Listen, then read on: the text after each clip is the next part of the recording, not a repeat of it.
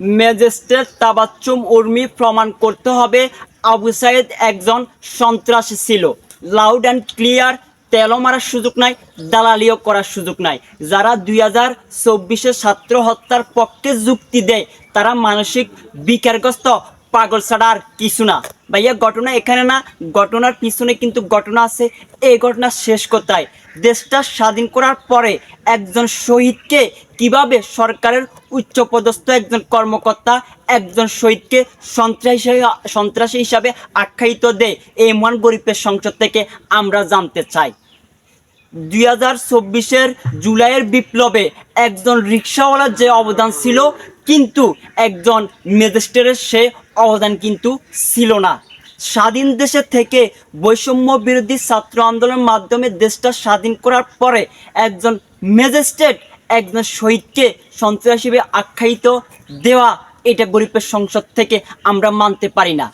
Magistrate Urmi আপাতত এই স্বাধীন দেশে চাকরি করার রাইট রাখে না, কারণ একজন শহীদকে তিনি কিভাবে সন্ত্রাসী হিসাবে আখ্যায়িত দিল, কিভাবে সন্ত্রাস হিসাবে বলতে পারলো, এই মহান গরিবের সংসদ থেকে আমার মাথায় আসে না। আপনি তো এদেশে চাকরি করার রাইট রাখেন না, আপনি এদেশে থাকারও রাইট করেন না, কারণ একজন শহীদকে কিভাবে আপনি সন্ত্রাসী হিসাবে আখ্যায়িত দিচ্ছেন। সন্ত্রাস, সাদাবাজ, লুটপাটকারী, 2024 গণহত্যার দোষর শেখ হাসিনার পক্ষে এখন দুই সেরার কথা বলি, আপনি নারী প্রতিবাদী নারী হয়েছেন, বিপ্লবী নারী হয়ে গেছেন।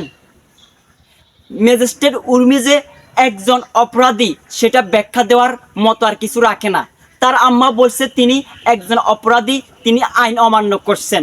ম্যাজিস্ট্রেট উর্মি আপুকে দুই সেরার যুক্তি কথা বলবার আজকে এমন গরিবের সংসদে আই হাজির হয়ে গেছি। তেলও মারার সুযোগ নাই, দালালিও করার সুযোগ নাই। আপনি যে একজন ম্যাজিস্ট্রেট, 2024 জুলাইয়ের বিপ্লবে আপনার অবদান কি? আপনারা কি করছেন? ওই যে 2024 যারা ছাত্র জনতা এই যে বৈষম্য বিরোধী ছাত্র আন্দোলন যুদ্ধ করছেন, তাদের বিরুদ্ধে আপনারা যুদ্ধ করেছেন।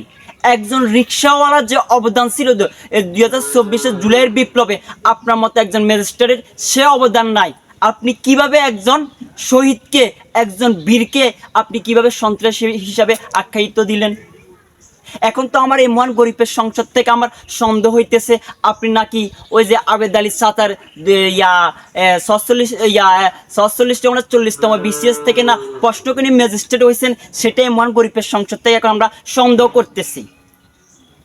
আপনি একজন সরকারি উচ্চপদস্থের কর্মকর্তা হয়ে একজন শহীদকে, একজন দেশপ্রেমিককে আপনি অস্বীকার করতেছেন, এটাতে এই মহান গরিবের সংসদ থেকে আমরা মানতে পারি না। এই আবু সাইদ না, হাজার হাজার আবু সাইদকে হত্যা করছে স্বৈরাচার শেখ হাসিনার দোসরেরা। আপনি এ দেশে চাকরি করার রাইট রাখেন না তো, কারণ আপনি এ দেশের যে স্বৈরাচারের পক্ষে কথা বলেন, স্বৈরাচারগিরির এখনো পা চাটতেছেন। আপনি এ দেশে থাকার রাইট নেই, চাকরি করার রাইট নাই।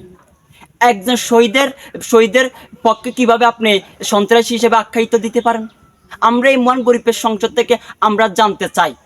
আপনি যে একজন অপরাধী সেটা আপনার আম্মা জানে বলে ফেলছে, উর্মি একজন অপরাধী, তার এই অপরাধের কোনো ব্যাখ্যা আমার কাছে নাই, তিনি ক্ষমা চাইতে হইব।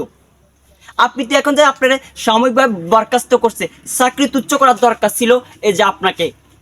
অনেকে বলবেন গরিবের সংসদ থেকে একজন বিসিএস ক্যাডার নিয়ে আলোচনা করলে তো ন্যূনতম জ্ঞান থাকে। ভাই, আমার ন্যূনতম জ্ঞান আছে, আমার ছোট্ট মাথায় গরিবের সংসদ থেকে যতটুকু প্রয়োজন, যতটুকু বলার দরকার অতটুকু বলতেছি। আমি বেশিও বলতেছি না, কমও বলতেছি না। তার মায়ে বলছে যে কি, এই যে ব্যারিস্টার তাবাচ্চুম উর্মি তিনি একজন অপরাধী, এরা এরা শেখ হাসিনার দোসর, এরা দেশের কি বলা যায়, দেশের সন্ত্রাস। এরা শেখ হাসিনার আমলে এরা সাদাবাদী সন্ত্রাসী করে খাওয়া লোক। হ্যাঁ, একজন শহীদকে এইভাবে আপনারা বলতে পারেন না তিনি একজন সন্ত্রাস। আপনি যদি এরকম হ্যাডমালা গাহুরন, আপনার যদি হ্যাডম থাকে, তাইলে আপনি করেন আবু সাইদ একজন সন্ত্রাস ছিল, সেটা আপনি প্রমাণ করে দেখান। আপনি একটা প্রতিষ্ঠানে চাকরি করবেন, ওরা বিধিমালা মানবেন না, তাহলে কি আপনাকে ওই প্রতিষ্ঠানে কি রাখবে, নাকি চাকরি তুচ্ছ করবে, নাকি সাময়িকভাবে বরখাস্ত করবে, সেটা আপনি একজন ম্যাজিস্ট্রেট হিসাবে ভালোই জানেন।